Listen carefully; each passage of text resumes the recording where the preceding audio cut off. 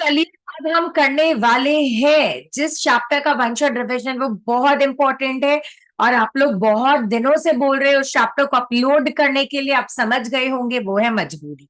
वो बहुत ही बड़ा चैप्टर है, बच्चों का मन नहीं करता है पढ़ने का, बट मैं ट्राई कर रही हूँ जितना क्रिस्प में करवा पाऊं करवाओ। चलिए स्टार्ट करते हैं।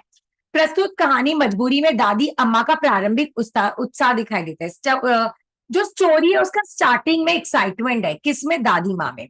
दादी अम्मा का बेटा रामेश्वर, रामेश्वर की पत्नी थी रमा, और उनका एक बेटा था बेटू। 3 साल बाद अम्मा के पास गाँव आ रहे थे। उनके आने की खुशी में माँ इतनी खुश थी, इतनी उत्साहित थी कि उनके नीज में पेन था जिसका नाम है गठिया का दर्द।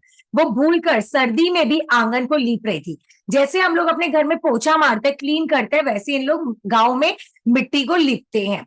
साथ ही पुराना लोरी भी गा रही थी। तभी बर्तन मांजने वाली नर्मदा आ गई। ये मेड और ये भी इंपॉर्टेंट कैरेक्टर है यहाँ पे।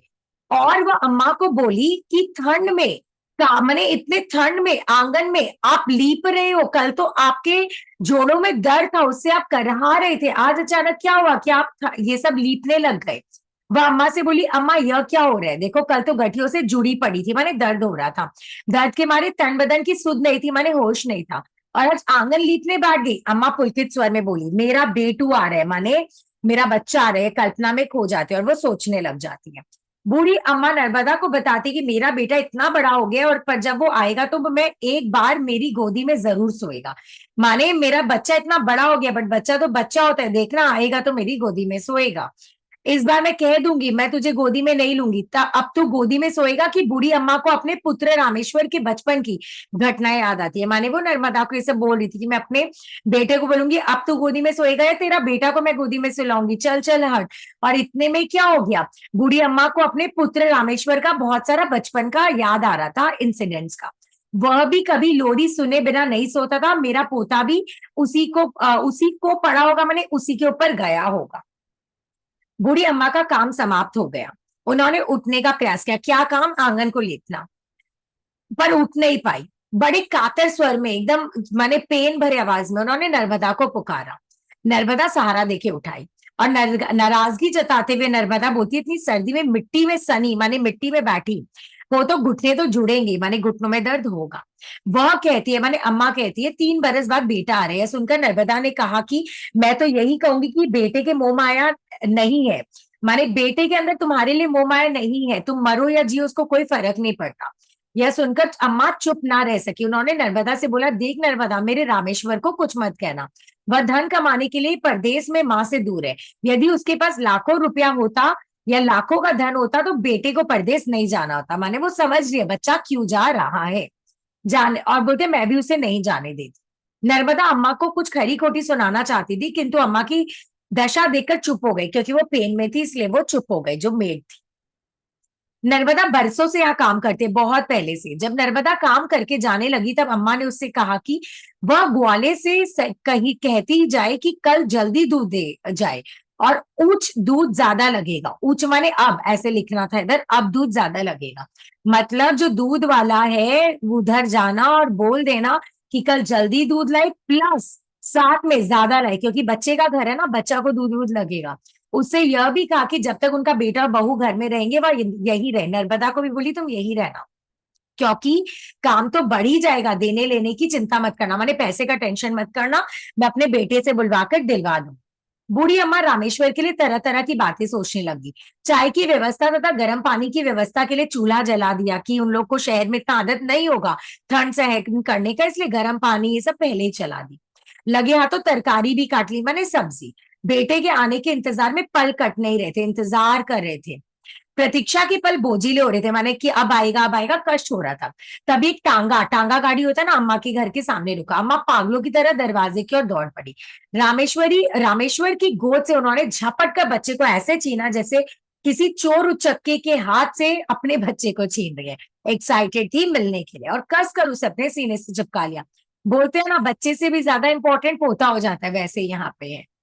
रामेश्वर ने माँ के चरण छुए तो आशीर्वाद देते हुए दूसरे हाथ के घेरे में उसे भी लपेट लिया। मैंने एक हाथ में बच्चा और दूसरे हाथ में उसका अपना बेटा।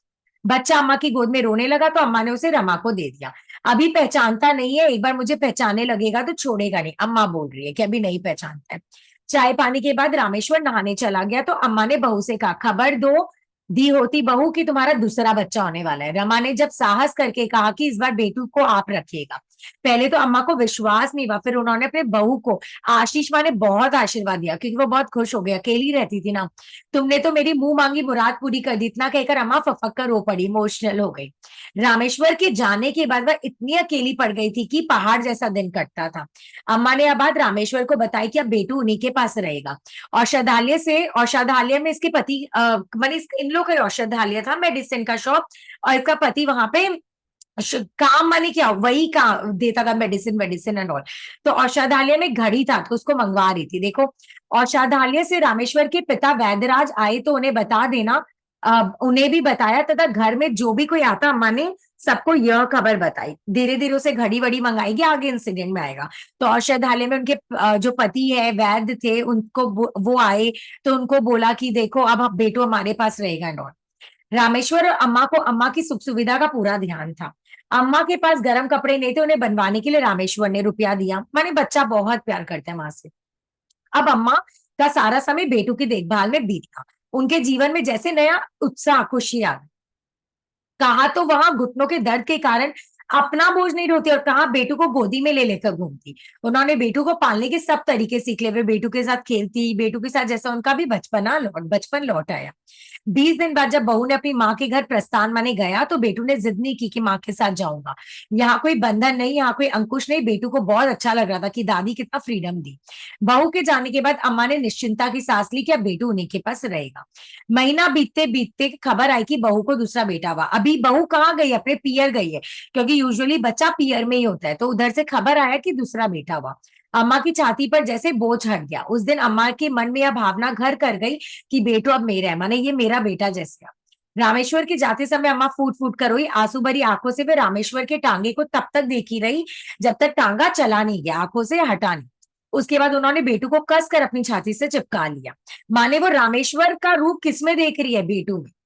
रमा बेटू को दिखाने 1 साल बाद आई, देखने के लिए आई रमा। अब रामेश्वर नहीं आया। बेटू को देखकर रमा का माथा ठनक गया, वह जिद्दी हो गया था। कौन बच्चा, खाना वह दादी माँ के हाथ से खाता, सारा दिन चढ़ता माने कुछ ना कुछ खाता, दादी माँ के दोनों अंगूठे पकड़कर सोता, सारा दिन दादी अम्मा की धोती का पल्ला पकड़कर पीछे पीछे घूमता, शाम को गली मोहल्ले के गंदे बच्चों के साथ खेलता, फेरी वाला आता तो उससे कुछ ना कुछ जरूर खरीदता, अपनी जिद पूरी करने के लिए मचल मचल कर सारे आंगन को लूटता, मैंने जिद्दी बन गया था। और वो शहरी शहरी है, राइट, शहर से ही है, उसको ये सब अच्छा लग नहीं रहा। आखिर रमा ने जबान खोलनी पड़ी, अम्मा आपने तो इसे बिगाड़ दिया, इस तरह कैसे चलेगा। अम्मा ने समझाया, बचपन में कौन नहीं जिद करता था, मेरा रामेश्वर भी करता था, समय आने पर सारी जिद छूट जाती है। रमा बेटू को अपने साथ ले जाना चाहती थी पर पप्पू छोड़ा था, छोटे बेटे का नाम पप्पू, इसलिए बेटू को साथ नहीं ले जा सकी। बंबई पहुंचकर रमा ने अम्मा को पत्र लिखने शुरू कर दिए। जैसे ही बेटू 4 साल का हुआ, 4 साल का, रमा ने अम्मा को एक पत्र लिखा कि बेटू को किसी नर्सरी स्कूल में डाल दो, कम से कम कुछ तमीज सीखेगा। अम्मा बहू की चिट्ठियों की उपेक्षा करती, निंदा कि छोटा बेटा स्कूल कैसे जाएगा एंड ऑल। अम्मा को लगता बहू भौरा गई है, माने पागल हो गई है, इतना छोटा बच्चा कैसे स्कूल जाएगा। अम्मा का डरा अपने ढंग से चलता रहा, डरा माने जो जिंदगी का लाइन है अपने वैसे वो चला। 2 साल बाद फिर रमा और रामेश्वर अपने 3 साल के पप्पू के साथ आए। पप्पू ने अंग्रेजी की छोटी छोटी कविता याद कर रखी थी, बड़े अदब से बोलता था, गद्य संकलन ये सब, परंतु बेटू में कोई परिवर्तन नहीं आया। रमा ने रामेश्वर से कहा कि जैसे भी हो बेटू को अपने साथ ले जाना है। रामेश्वर ना पत्नी की बात टाल पाता और ना अम्मा को दुखी करना चाहता। रामेश्वर धर्म संकट में था, उनसे सारी बात अब रमा पर छोड़ दी कि रमा तुम देखो जो करना है करो। अम्मा ने रमा का निर्णय सुना कि वह बेटू को अपने साथ ले जाना चाहती है तो वे आश्चर्य में बोली, मेरे बिना एक पल नहीं रहता ये, एकाएक मुझसे दूर कैसे रहेगा। अंत में उसकी पढ़ाई का ध्यान में रखते हुए अम्मा ने बोला, ले जा बहू ले जा। माने क्या रीजन है कि उसको भेजना चाह रही है। अम्मा सोची कि नहीं, मैं सेल्फिश हो रही हूँ, उसके पढ़ाई के लिए इसको भेजना ही पड़ेगा, इसलिए बोली ले जा, बट बिना मन से। रमा औषधालय के एकमात्र नौकर और दोनों बच्चों को लेकर अपने पियर चली गई। अम्मा फिर अकेली हो गई। मोहल्ले की औरतें उनसे बेटू के बारे में पूछती तो अम्मा को दर्द होता। फिर वो बोलती कि बेटू को ले जाओ, माने कि मैंने ही बहू को बोला कि बेटू को ले जाओ, क्योंकि पप्पू अब बड़ा हो गया। शाम को गुब्बारे वाला आया, गुड़िया के बाल वाला आया, मिठाई के खिलौने बेचने वाला आया, तो अम्मा ने सबसे कहा, जाओ भाई जाओ, अब यहाँ तुम्हारा कस्टमर नहीं है। अब यहाँ मत आना, कोई तुम्हारी चीज नहीं खरीदेगा। उनका मन सुबह को उठता माने रोने लग जाता। तीसरे दिन रमा के साथ गया, नौकर लौट आया और उसने बताया कि दादी अम्मा के याद करते करते बेटू को बुखार हो गया, माने बच्चा नहीं रह पा रहे। रमा के हाथ से ना कुछ खाता था ना दवाई पी। अम्मा तुरंत बेटू को लेने चली गई और तीसरे दिन बेटू को लेकर लौट आई। 1 साल उन्होंने इसी प्रकार निकाल दिया। रमा जब बंबई से आई तो बेटू का वही रवैया देखा। 1 साल बाद अब वापस आई। इस बार फिर दादी अम्मा को रुलाकर बेटू को लेकर वह बंबई चली गई। रमा के मना करने पर भी अम्मा ने शिब्बू को साथ भेजा, एक नौकर को भेजा। शिब्बू दूसरे दिन से जो कोई भी आता उसी के सामने वे मनौती मांगती, प्रे करती, मन्नत मांगती। किसी तरह बेटू रमा के पास हिल जाए, माने रमा के साथ मन लग जाए, बहू के साथ, तो मैं ₹1.25 का प्रसाद चढ़ाऊंगी। परंतु 7 दिन के बाद जब शिब्बू वापस आया तो उसके साथ बेटू नहीं आया। इस बार उसने बताया कि बहूजी ने बेटू को हिला लिया, खूब खेलता है वहां दोस्तों के साथ, वहां उसका मन लग गया, अब तो तुम प्रसाद चढ़ाओ। अम्मा पथराई आंखों से शिब्बू को देख रही है, मानो कुछ समझ नहीं पा रही है, माने रोते हुए आंखों से। एक अपने भाव को छिपाए और बोला, क्या हुआ बेटू, मुझे भूल गया। मैंने उसको ये नहीं सुनाई दिया कि रमा के साथ हिल मिल गया, उसको ये लगा कि अब वो मेरे को भूल गया। सर मेरी बड़ी चिंता दूर हुई, जरूर प्रसाद चढ़ाऊंगी। और फिर गीली आंखों से, कांपते हाथों से जेब से ₹1.25 निकालकर शिब्बू को दी और बोली, जा पेड़े लेकर आ, प्रसाद चढ़ाकर बांट दे। उन्होंने भर भर आती आंखें आंचल से पोछी। भरी भरी आंखें आते माने रोने लग गई थी और हंस पड़ी। माने यहाँ पे क्या दिखा रहा है, एक कॉम्प्रोमाइज, एक सैक्रिफाइस अपने पोते के लिए, उसकी पढ़ाई के लिए। वे अकेली रह गई पर उसका जीवन बर्बाद नहीं किया। ऐसे ही होते हैं बड़े बूढ़े, है ना। परंतु ये बड़ी दुख की बात है कि बेचारी बूढ़ी अम्मा जो अपना जीवन सब बच्चों का पालन पोषण में लगा दी, अंत में उसके पास कोई नहीं बचा। यहाँ पर इतना बड़ा चैप्टर था गाइस, इतने कम टाइम में खत्म हो गया है। जल्दी से रिविजन कर लो, एक्सक्यूज मी, स्टडी मटेरियल से अच्छे से, स्टडी मटेरियल से अच्छे से आप लोग सारे के सारे चरित्र चित्रण, रेफरेंस, सब वर्ड का मीनिंग, क्वेश्चन आंसर सब कुछ है, प्लीज उसको पढ़ते रहना। आपका 90 से नीचे आ ही नहीं सकता है। Thank you so much guys, मिलते हैं नेक्स्ट वीडियो में। Thank you so much.